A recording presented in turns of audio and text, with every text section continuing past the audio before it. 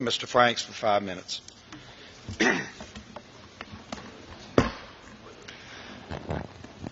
Well, thank you, Mr. Speaker. Mr. Speaker, the First Amendment of our Constitution gives us this precious freedom of speech that we so cherish in America. Contrary to the heated debate in public opinion, we are, in the United States, rarely facing the kind of persecution that necessitated this great protection. So I rise today to shed light on the abridgment of freedom of speech that is often widely discussed, but that few Americans ever have to endure. Across the world, Mr. Speaker, individual freedom of speech is frequently infringed.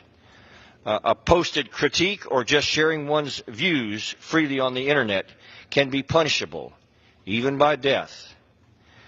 Late one evening in September, a well-known Indian journalist, Gauri Lankesh, was murdered outside her home.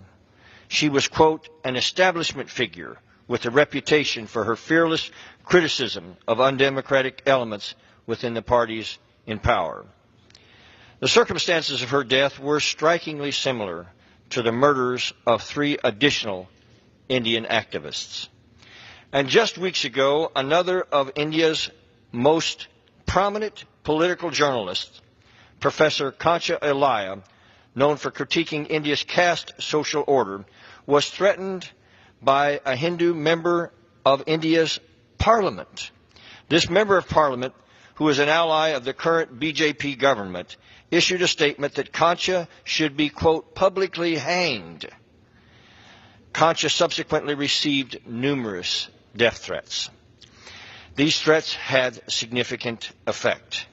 A mob tried to attack Professor Ilaiah with stones as he and a co-worker were driving to a meeting. Kancha is now under self-imposed house arrest because he is not safe otherwise. Was Professor Ilaiah's crime significant? Kancha was called a modern-day Dr. Ambedkar, who is known as the father of the Indian Constitution. And his crime, Professor Ilaiah's, was he was the author of Why I Am Not a Hindu. A recent translation of his 2009 book, Post-Hindu India, is what seems to have sparked the threats against him. This book was described in a polarized context of modern-day India, specifically dealing with the productivity of the Dalits and the, quote, low castes, and the seeming spiritual and monetary monopoly of the, quote, higher castes. These critiques became even more relevant in India's current agrarian crisis, the resulting farmer suicides due to hopelessness, and the massive joblessness due to the demonetization and economic slowdown.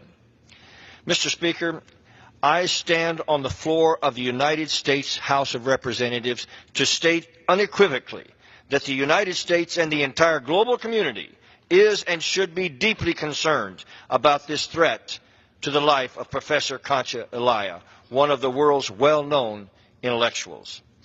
Our trusted ally and friend India is better than this, Mr. Speaker.